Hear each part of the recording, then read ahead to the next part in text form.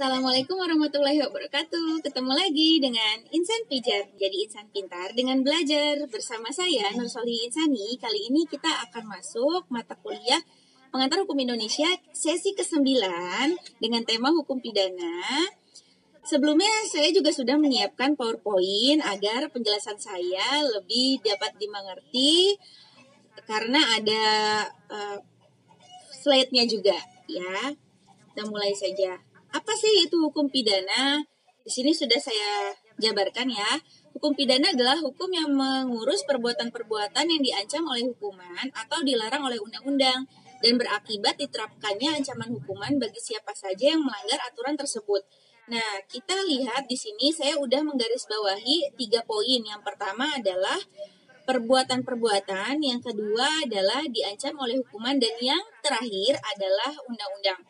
Saya akan menjelaskan satu persatu di sini ya. Perbuatan-perbuatan apa saja yang diurus oleh hukum pidana?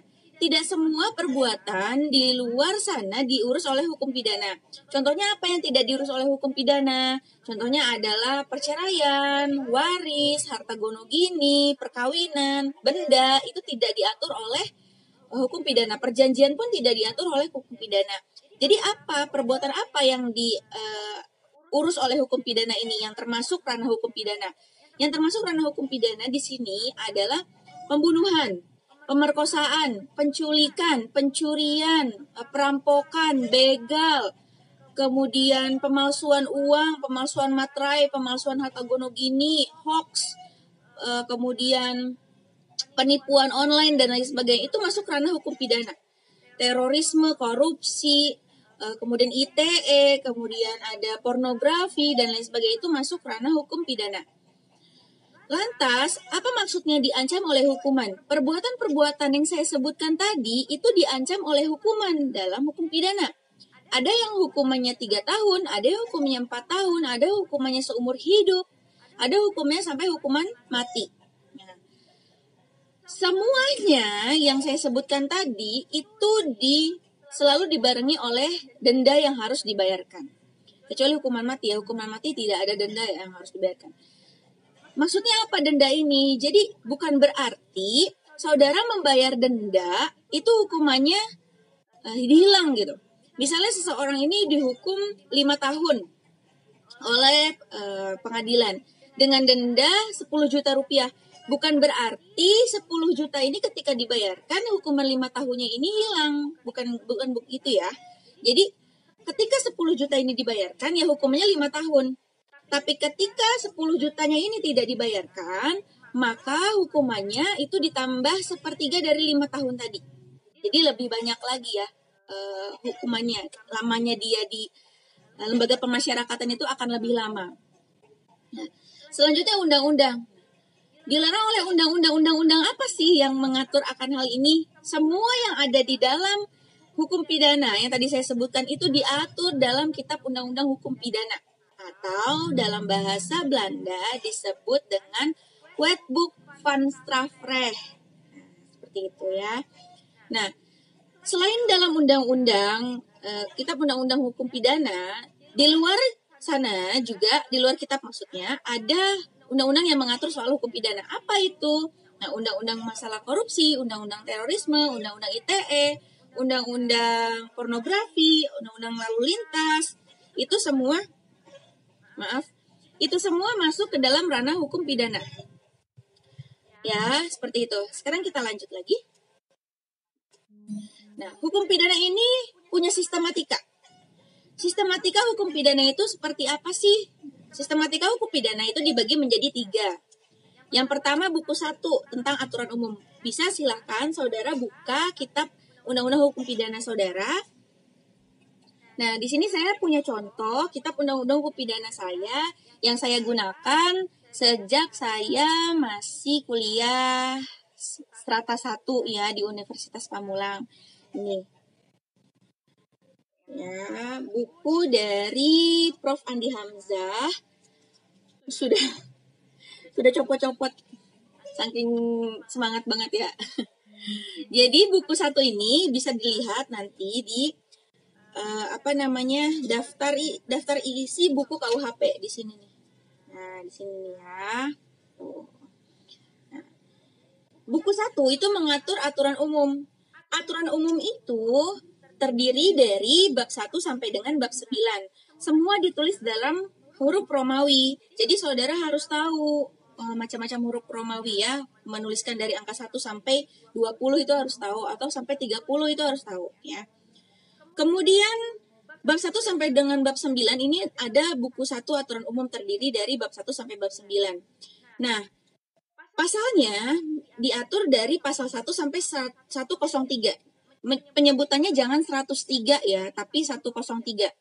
Jadi buku 1 aturan umum itu terdiri dari 9 bab 1 sampai bab 9, dan terdiri dari pasal 1 sampai pasal 103. Kemudian ada buku 2. Buku 2 itu tentang kejahatan. Kejahatan ini ada dari bab 1 sampai dengan bab 31. Bisa dicek juga di sini di KUHP-nya. Kalau mau beli KUHP itu bebas ya, mau karangan Andi Hamzah atau karangan siapa saja. Tapi kalau saya menyarankannya belinya itu ya KUHP dan KUHAP. Jadi kalau pas pelajaran mata kuliah hukum pidana bawanya segini. Nanti untuk kitab Undang-Undang Hukum Perdata beda lagi bukunya. Kalau saya Undang-Undang Hukum Perdata itu karangan Subekti belinya ya. Nanti kita kalau masuk hukum perdata saya akan review untuk kitabnya hukum perdata ya. Nah, jadi bebas ya, pengarangnya mau siapa saja bebas. Tapi kalau menurut saya bahasa yang lebih umum digunakan oleh para dosen-dosen saya yang dulu itu ada dalam bukunya Andi Hamzah, semua ada di sini. Nah, kalau untuk buku 2 kejahatan itu terdiri dari bab 31 bab. Ada dari bab 1 sampai dengan bab 31. Kemudian pasalnya ada dari pasal 104 sampai pasal 488. Jadi kalau tadi buku 1 itu sampai 103, nah sedangkan buku buku 2 ini sampai mulai dari 104-nya. Karena 103-nya kan udah masuk buku 1. Jadi pasal yang selanjutnya itu pasal 104 sampai 488. Kemudian ada buku ketiga soal pelanggaran. Pelanggaran ini dimulai dari bab 1 sampai dengan bab 9. Jadi ada 9 bab di sini ya. Nah, pasalnya ada berapa? Pasalnya terdiri dari pasal 489 sampai dengan pasal 569. Nah, itulah. Ya, jadi sistematika hukum pidana itu ada 3 buku. Ada 3 buku di dalam hukum pidana. Yang pertama buku 1 aturan umum, buku 2 kejahatan. Dan kemudian ada buku 3 yaitu pelanggaran. Nah, buku 2 soal kejahatan ini jumlah pasalnya dan jumlah babnya lebih banyak dibandingkan dengan buku 1 dan buku 3. Isi daripada buku 2 ini paling banyak sebab dia mengatur perihal harta benda seseorang, nyawa seseorang, kesusilaan seseorang, yang mana turunannya itu banyak. Nah, bisa saudara lihat sendiri dalam buku 2-nya. Dibuka buku 2 soal kejahatannya ya. Kemudian kita lanjut. Sini ada fungsi hukum pidana. Nah, ada seorang tokoh yang bernama Sudarto. Sudarto ini menyebutkan fungsi hukum pidana.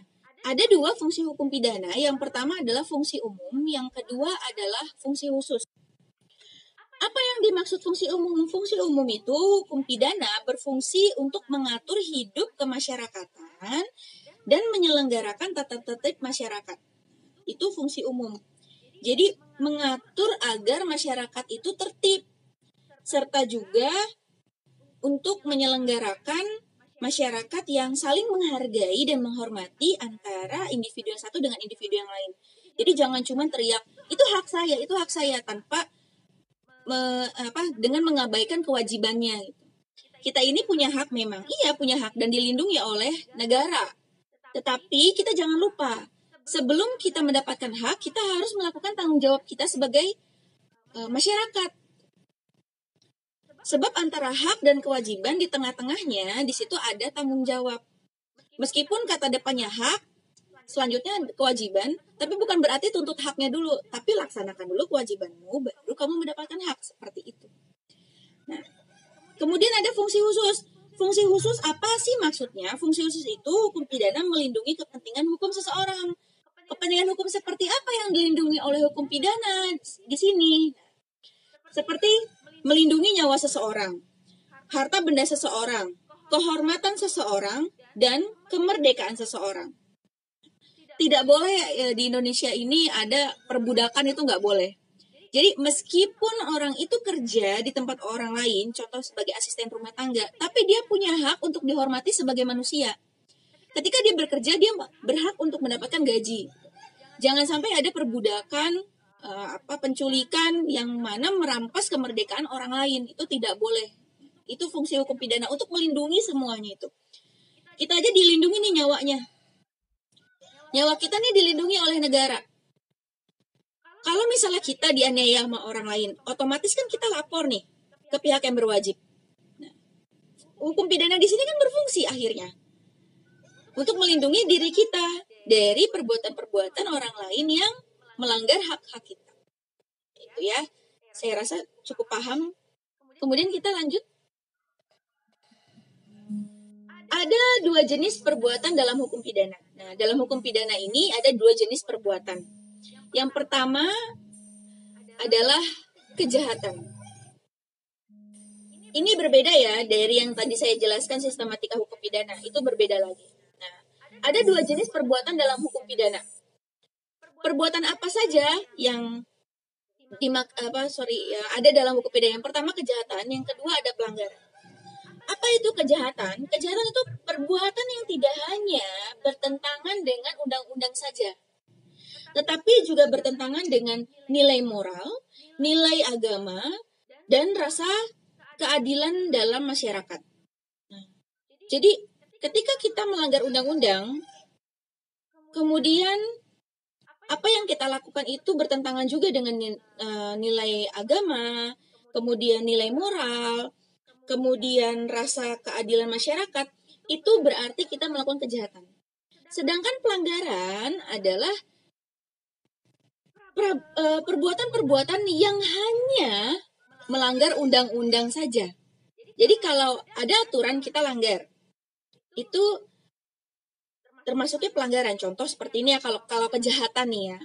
Kalau kita membunuh orang lain, itu kan dilarang nih dalam undang-undang negara kita. Kira-kira membunuh itu dilarang nggak dalam agama? Pasti dilarang kan?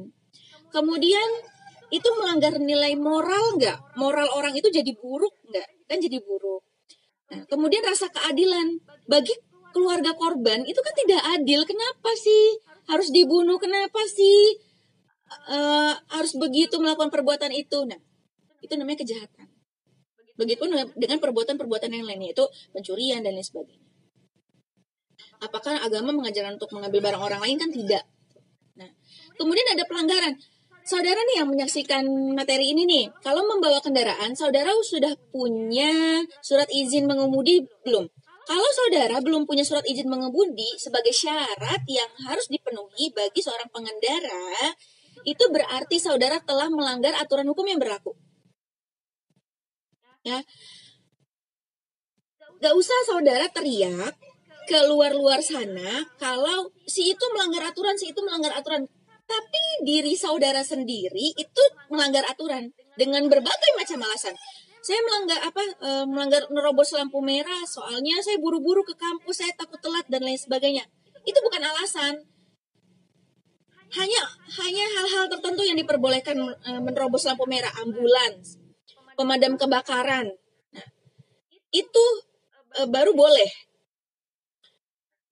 Tapi kalau misalnya saudara berkendara nggak pakai helm, saudara bawa motor, bawa mobil, atau bawa kendaraan gitu ya, tapi tidak punya surat izinnya, itu berarti saudara sebenarnya sadar kalau itu tuh nggak boleh, tapi saudara dengan dalih, ya gimana, harus bawa ini, kalau nggak bawa ini nanti saya telat dan lain sebagainya. Banyak jalan menuju Roma, banyak angkutan umum gitu. Nah, seperti itu. Bagi orang yang melakukan kejahatan, itu otomatis nanti akan dilakukan penjara terhadap orang tersebut ya. penjara itu apa sih? Terus kemudian kalau pelanggaran itu nanti orangnya bukan di penjara tapi dikurung. Apa bedanya kedua hal ini, penjara sama kurungan? Kalau penjara itu orang yang masa hukumannya, seseorang yang dapat dikenakan masa hukuman antara 12 bulan, 1 tahun, sampai dengan ditentukan kemudian oleh hakim. Tetapi kalau pelanggaran itu kurungan, itu seseorang yang masa hukumannya itu 1 hari sampai 12 bulan. Itu disebut pelanggaran, kejahatan, kurungan dan penjara. Kemudian dalam hukum pidana juga dikenal dengan ada istilah yaitu residivis. Residivis itu adalah orang yang bolak-balik masuk ke dalam penjara, tapi dengan catatan dia melakukan perbuatan yang sama. Contoh pertama kali dia masuk ke lembaga pemasyarakatan, dia mencuri. Kemudian dia telah bebas dari lembaga pemasyarakatan dan dia mencuri lagi. Nah, itu namanya residivis. Tapi kalau misalnya orang itu masuk karena pencurian, kemudian keluar, masuk lagi karena pembunuhan, itu bukan residivis namanya. Ya. Jadi kalau residivis itu orang yang kasusnya sama. Ya. Berulang kali masuk penjara, tapi halnya sama. Itu residivis. Nah, selesai sudah materi penjelasan saya di sesi ke-9 ini, perihal hukum pidana. Jika ada yang ditanyakan, silahkan tuliskan di dalam kolom komentar atau didiskusikan dalam forum diskusi. Terima kasih telah mendengarkan materi saya. Semoga apa yang saya sampaikan menuai keberkahan serta ilmu yang bermanfaat untuk kita semua. Akhir kata, wabillahi taufiq wal hidayah. Wassalamualaikum warahmatullahi wabarakatuh.